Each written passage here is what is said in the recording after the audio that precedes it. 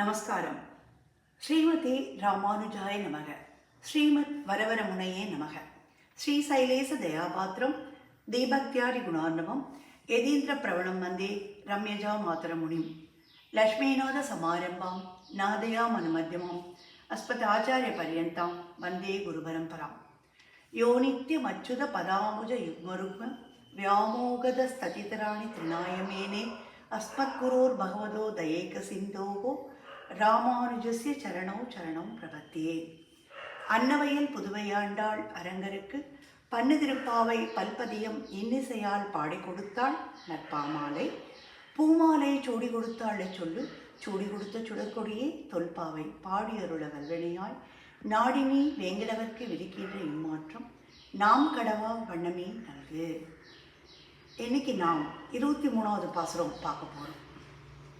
மாரிமலை முழஞ்சில் மண்ணி கிடந்துறங்கும் சீரிய சிங்கம் அறிவுற்று தீவிழித்து வேரிமயிர் பொங்க எப்பாடும் போந்துதறி மூறி நிமர்ந்து முழங்கி புறப்பட்டு போதருமா போலே நீ பூவை பூவண்ணா உன் கோயில் நின்றும் இங்கனே போந்தருளி கோப்புடைய சீரிய சிங்காசன் திருந்து யாம் வந்த காரியம் ஆராய்ந்து அருளேலோர் எம்பாவாய்.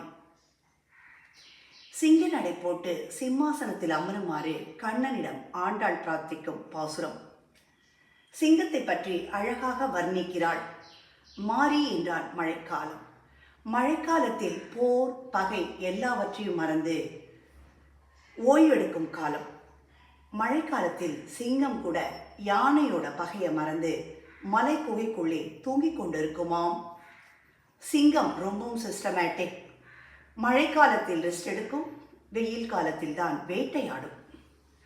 சிங்கம் காட்டிற்கும் எல்லா விலங்குகளுக்கும் ராஜா. ஆனால் பகவான் கண்ணனோ எல்லா ஜீவாத்மக்களுக்கும் ராஜா.